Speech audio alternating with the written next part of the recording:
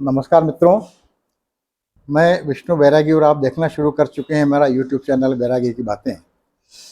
आपका कृपा प्रसाद मुझे अच्छा मिल रहा है। भगवान आपका बहुत बहुत भला करे, बहुत बहुत धन्यवाद।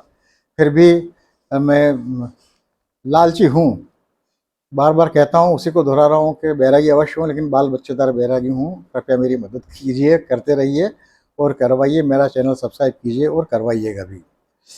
कांग्रेस क्या करे, इस श्रृंखला की ये चौथी कड़ी है।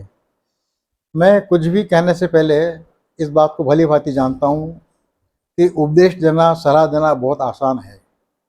और हमेशा अंग्रेजी की कहावत है कि advises are always for others, पर उपदेश कुशल बहु तेरे। लेकिन फिर भी मैं कोशिश कर रहा हूँ कि मैंने काफ़ी कुछ भुगता है, भोगा है, मेरा अनुभव है संगठन को मामलों को लेकर। मैं बीमा एजेंटों के संगठन में मैंने खूब काम किया है। तो उस आधार पर मैं जो भी बात कह रहा हूँ, आप ये मान के चलिए कि उसमें व्यावहारिकता ज़्यादा है। अनुभव के आधार पर बात करने की कोशिश कर रहा हूँ मैं, केवल उपदेश नहीं दे रहा हूँ। और इतना विश्वास दिला सकता हूँ कि मैं जो भी उपदेश दे रहा हूँ उसे क्रियान्वित कर चुका हूँ, इसलिए मैं कहने की स्थिति में हूँ। मैं देख रहा हूँ कि जैसे जैसे आप भी देख रहे होंगे, मैं क्या देख रहा हूँ, सारी दुनिया देख रही है कि जैसे जैसे सत्ता से कांग्रेसियों की समीपता बढ़ती जाती है तो धरती से उनके पाँव उठने लगते हैं। उनको लगता है बार बार ये मुगालता है, पता नहीं इस मुगालता से कब दूर होंगे, कि वो लोगों की मजबूरी है। वो लोगों की मजबूरी बिल्कुल नहीं है। उनके बिना लोगों की ज़िंदगी आसानी से चल सकती है। नहीं चल सकते होगे तो दुख सुख में कैसे भी चला लेंगे, लेकिन कांग्रेसी लोगों की मजबूरी नहीं है। ध्यान रखिए, लोग उनकी मजबूरी हैं। ये आसमान की ओर नहीं, नेता की ओर देखने लगते हैं जैसी कामयाबी मिलनी शुरू होती है। नेता की नज़रों में आना चाहते हैं, सूरजमुखी के फूल बन जाते हैं। जबकि होना तो ये चाहिए कि वे हमेशा धरती से जुड़ी रही हुई दूब बनकर रहें। दूब कभी ऊंचाई में नहीं बढ़ती है, हमेशा वो क्षितिजी विस्तार होता है उसका, उसका लंबाकार विस्तार नहीं होता है। तो हमेशा धरती पर ही बनी रहती है, धरती से जुड़ी रहती है, तो धरती को ढके रहती है। इसी तरह से कांग्रेसियों को दूब बनकर सदैव धरती से जुड़े रहना चाहिए। लोगों से जीवंत संपर्क में रहना चाहें। अच्छे दिनों में लोगों की दुर्दशा की चिंता करें। शहनाइयों और ढोल नगाड़ों के शोर में से दूर रहकर कोशिश करें तो शोषितों, वंचितों, उनका क्रंदन सुने, उनके विलाप सुने, उनकी कराहें सुने। आज सुबह जैसा कि मैंने कहा था, 15 अगस्त 1947 के दिन, जबकि सारा देश उत्सव के उल्लास में डूबा हुआ था, गांधी दिल्ली में नहीं थे। गांधी वहाँ से कोसों दूर बंगाल में नोआखली में उपद्रव पीड़ितों के आंसू पहुँच रहे थे, उनकी बात सुन रहे थे। कांग्रेसियों को भी चौबीसों घंटे इसी गांधी दशा में रहना चाहिए। यदि गांधी दशा में रहेंगे तो पूजनीय बन जाएंगे और लोगों की नज़रों में बने रहेंगे। लेकिन इसके बजाय वे राहुल की नज़रों में आने की उठापटक करते हैं। लेकिन राहुल की नज़रों में आने के लिए कोशिश करते वक्त तो वो बिल्कुल ही भूल जाते हैं, ये देखते ही नहीं है कि राहुल खुद क्या कर रहे हैं। राहुल रोज सैकड़ों लोगों से मिलते हैं, ऐसे लोगों से जिन्हें वो जानते भी नहीं है। उनके दुख दर्द सुनते हैं।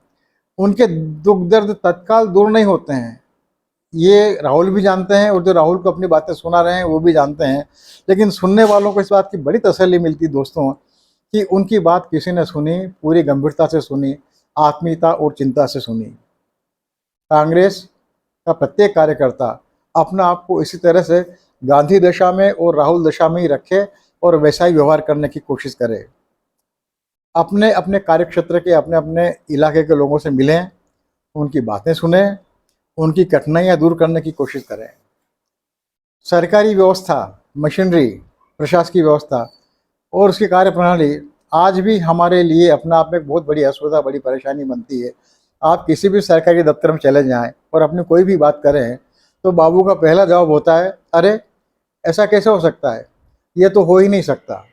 तो हमारी सरकारी मशीनरी हमेशा इनकार से शुरू होती है, असहयोग से शुरू होती है।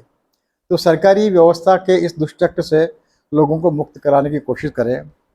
विभिन्न योजनाओं के लाभ लोगों को दिलाने की कोशिश करें। ऐसे अनेक लोग हैं जिन्हें योजनाओं के लाभ मिल सकते हैं पर उन्हें नहीं मिलते हैं, इसी व्यवस्था के दुष्चक्र की वजह से।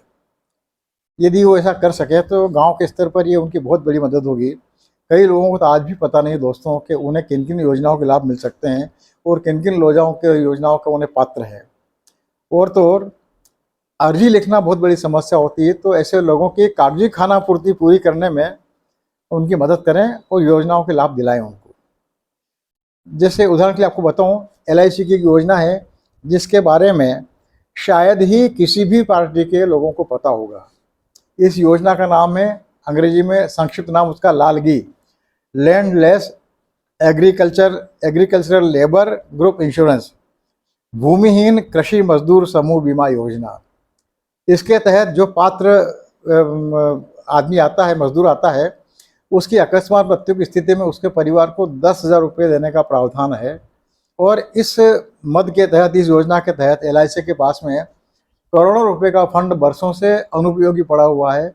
कुछ बरस पहले मेरे रतलाम में एक झालानी जी नाम के कलेक्टर साहब आए थे, उन्हें इस योजना का पता था और उन्होंने अपने स्तर पर इस योजना का लाभ दिलाने की शुरुआत की थी। और इतने उन्होंने प्रकरण बनवाए थे कि LIC के दफ्तर में LIC को ऐसे आवेदन निपटाने के लिए अलग से एक बाबू बैठाना पड़ा था। दोस्तों, भारत आज भी गाँव में ही बसता है, ये बात कांग्रेसियों को सपने में भी याद रखना चाहिए। और गांव ही कांग्रेस की असली ताकत है। उद्योगपति, व्यापारी, धनपति उन्हें चुनाव अभियान में मदद कर सकते हैं, लेकिन वोट तो गांव से ही मिलेंगे। तो गांव से जुड़े रहें, गांव को जोड़ते रहें।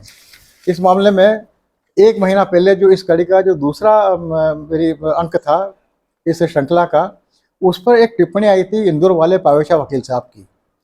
मैं जितने भी कह रहा हूँ वो सारी बातें इस उनकी एक टिप्पणी में शरीक हैं। आप बहुत ध्यान से सुनिए, कांग्रेसी बहुत ध्यान से सुने।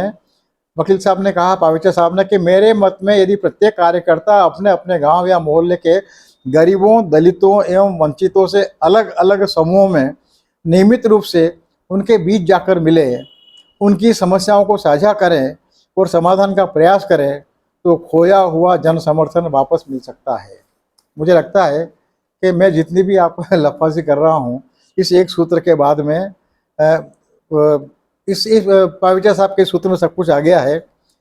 और एक नेक्स्ट सलाह दे रहा हूँ, मैंने पहले भी कहा था, किसी चमत्कार की उम्मीद बिल्कुल नहीं करें कांग्रेसी कार्यकर्ता। बदलाव बहुत धीरे धीरे आएगा और चमत्कार यदि होता है तो वो सोडा वाटर के गैस की तरह होता है, फटाक से एकदम उबलेगा, लेकिन जितनी जल्दी उफनता है उतनी जल्दी नीचे बैठ जाएगा। और धीरे धीरे आया बदलाव स्थायी होता है, दूरगामी लाभ देने वाला होता है। तो कांग्रेसियों को विचार करना चाहिए कि यदि वो लोगों से जीवित संपर्क बने रहेंगे तो वो अपना ही भला नहीं करेंगे, लोगों का भला करेंगे, मनुष्यता की सेवा करेंगे, मानवताओं की सेवा करेंगे। और मान के चलिए, विश्वास रखिए, मानवता की सेवा ही ईश्वर सेवा है। तो लोगों से जुड़कर उनकी मदद कर कर कांग्रेसी लोग प्रकारांतर में अंततः ईश्वर सेवा ही करेंगे। उम्मीद करें कि कांग्रेसी इस बात के मर्म को समझेंगे और इस पर आचरण करने की कोशिश करेंगे। बहुत बहुत धन्यवाद, नमस्कार। कृपा करके मेरा चैनल अवश्य सब्सक्राइब कीजिएगा, करवाइएगा।